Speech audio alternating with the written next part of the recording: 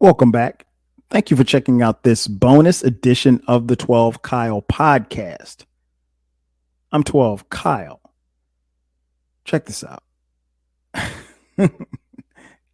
I got a story for you. Actually, it's about an article I came across. A lot of times I'm just gliding through the internet, not necessarily looking for something specific to read or anything like that, just something to catch my eye.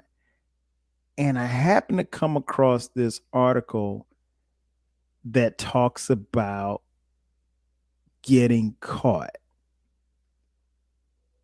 And I know what you're thinking. Getting caught how? Well, this is about getting caught in the act of having sex, right? So, to me, I don't know about y'all.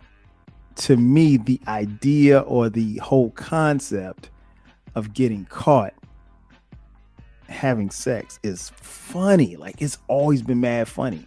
And I speak as a married man, right? My wife and I have 4 kids, which is amazing because we've only had sex once, but that's beside the point. What I want to tell you guys is one of the things that they don't tell you about having kids is how you navigate your intimacy. How do you get it? How do you get it in without them getting in your way, right?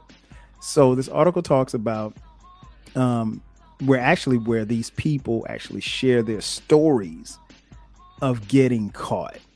And after I stopped laughing at some of the stories that were shared, I was like, you know what? This will be a dope podcast to share with the folks.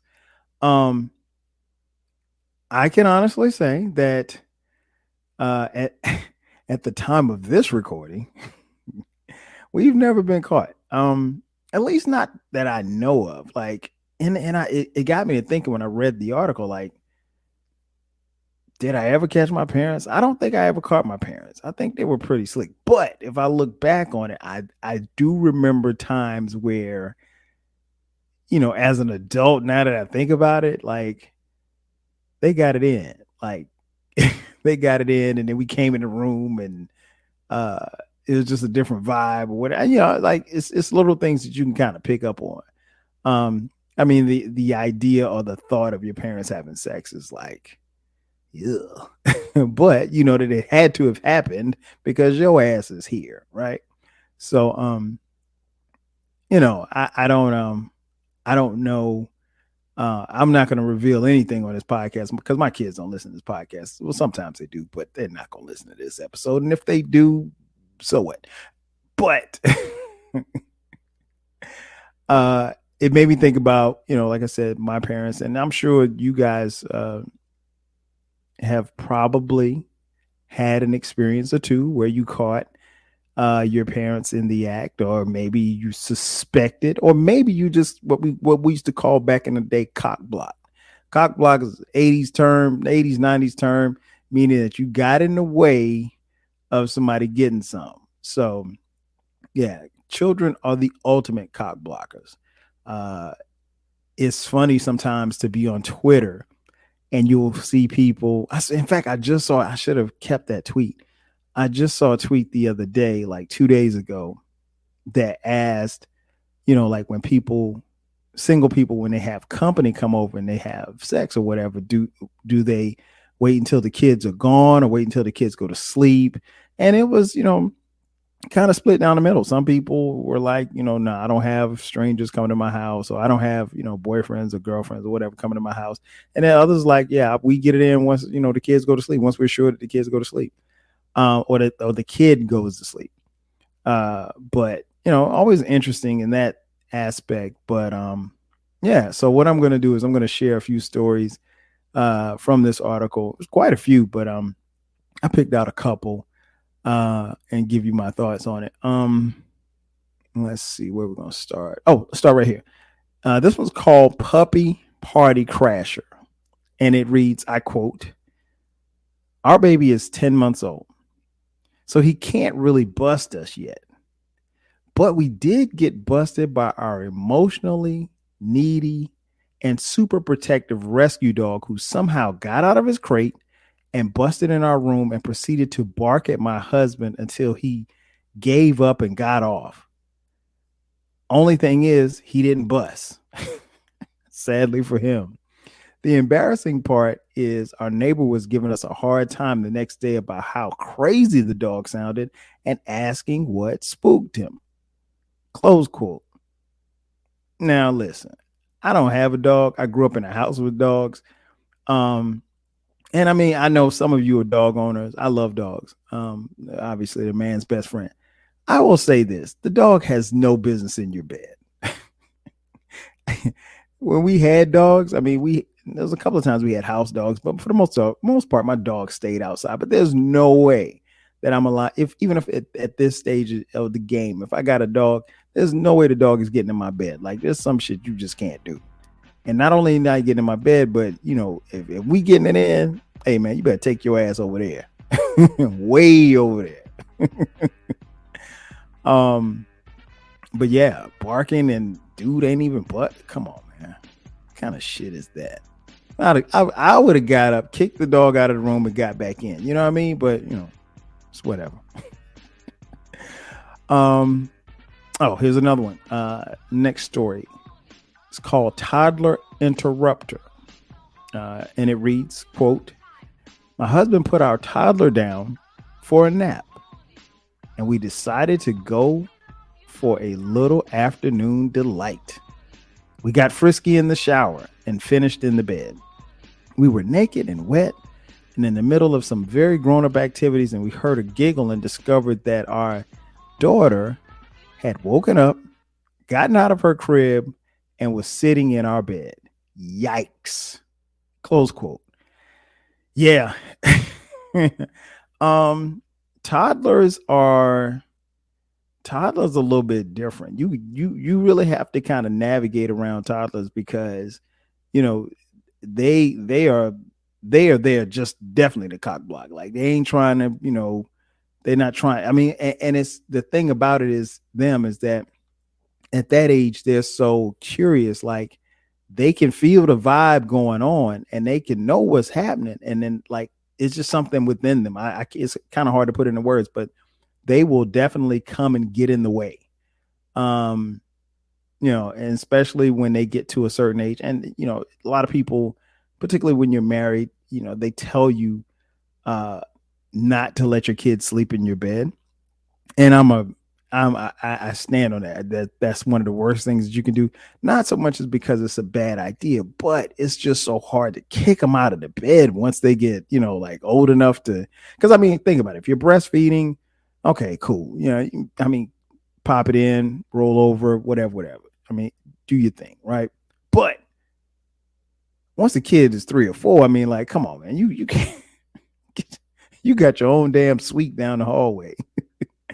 We did a pretty good job of getting the kids out of the bed, but it was funny story. Like it was our oldest, Dion. He was like determined. Like he wanted to sleep with us, and he wanted to sleep in the middle of us. Like he ain't want to sleep on the side or sleep. He wanted to be in between us. And at the time we just had him. So man, I remember one night I put I don't think we did anything tonight, but I remember putting him down and put him in his crib and went back to the room and laid down, and I might have been asleep 10 minutes.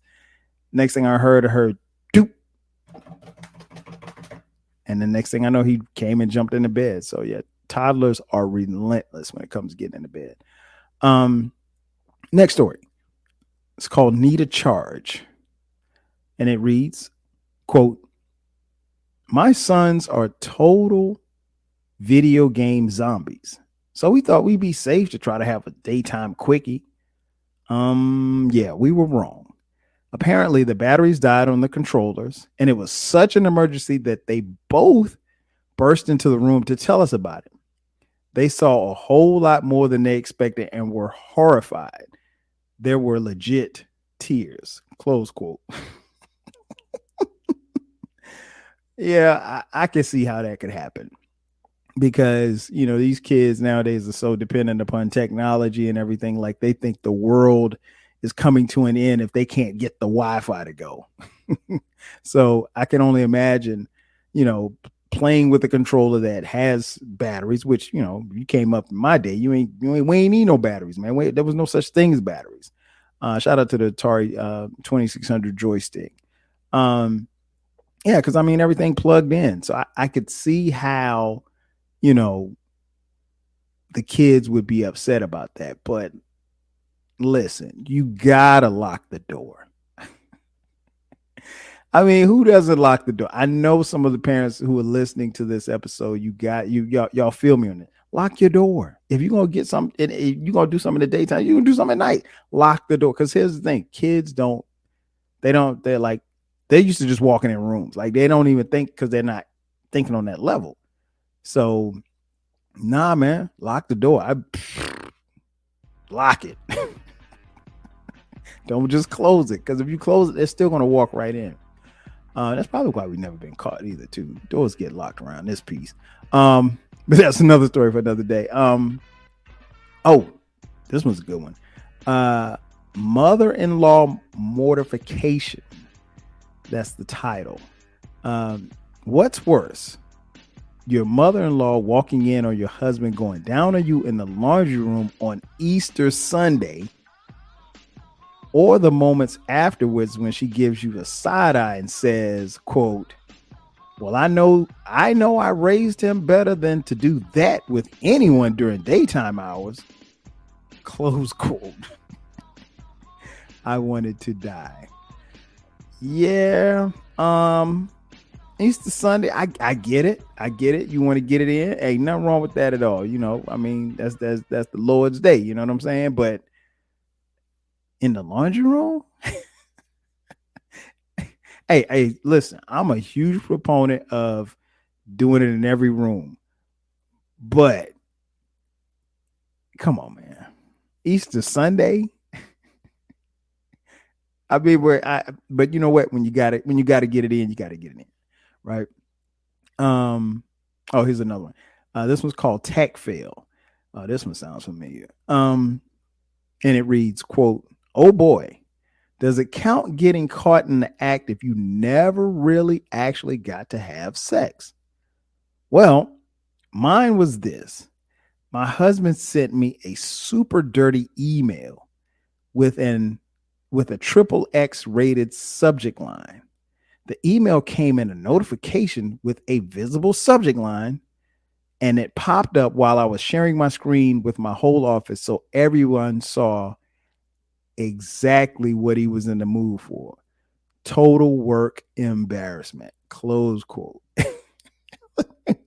Man, listen, let me give y'all a little bit of advice, particularly for those of you who don't work in an office, you work from home.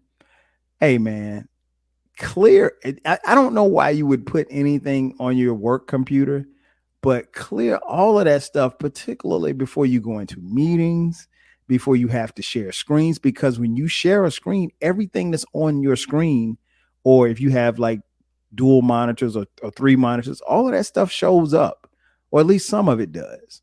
So, and not that I'm ever looking for this, but like when I'm at work and people share their screens, like I'm interested to see like what other tabs you got open. Like you watching, you got ESPN open, you watching the game while you're at work, or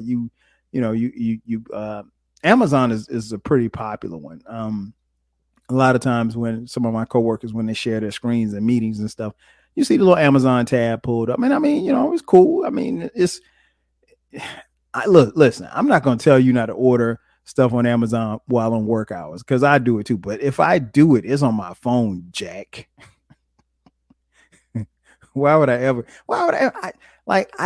I don't know. Maybe it's just me. Like, I don't look up anything. The only thing that I look up on my computer is Google. Everything else is like work related websites. I'm not, no, you check my browser, bro. I'm not, nah. And I'm definitely not, you're not sending me a dirty email to my work email address. Come on, bro. You wonder how people get jammed up on stuff like that. Like, come on. Yeah, I mean, yeah, granted, it was his wife, but at the same time, come on. Let's be a little smarter than that, people. Um, what else? Oh, uh, this one's called Teenager Trauma, and it reads, "It was our anniversary, so we both took the day off to be together. We were having sex in our room when the door opened, totally being noisy and loud. Then both of our phones started buzzing over and over and over and over again. Turns out our 15-year-old was homesick from school and was sending us text messages like, stop, OMG, I can hear you." Hard to say who was more embarrassed, her or us. Close quote. Now, wait a minute. How is your 15-year-old at home and you don't know that your 15-year-old is at home sick? I mean, like, I don't know. That could have never happened in my house, because if I'm homesick, my mama know I'm home. In fact, she's probably coming to pick me up from school. Or at the very least, if she left the house, she knows that I'm there sick. But yeah, that's you. Y'all just dumb for that. Here's another. This one's called Pit Stop. Quote, "Here's a tip. If you're going to be daring and give your husband some road head to spice things up for a long road trip, don't count on your 3-year-old staying asleep." The 3-year-old pops up and says, quote, "Are you okay, mommy?" Close quote. This was an instant killer for the mood, and it was a sign to get back to driving. Yeah. I mean, getting head in the whip, not crashing it, that's one thing. Getting head in the whip and 3-year-old seeing it, not the move. Not the move at all. Here's another one. This one's called Picture This. Quote, "I wasn't quite caught in the act, but I'm still embarrassed. I let my mom have my phone so she could look at some family pictures. And she and my dad were swiping and laughing at the cute pictures. Then the laughing stopped. And my dad stomped out of the room. Yep. Totally forgot we had some pictures that we snapped during sex on there. My mom swiped right into some dirty, dirty stuff." Close quote. Yeah, man. Listen.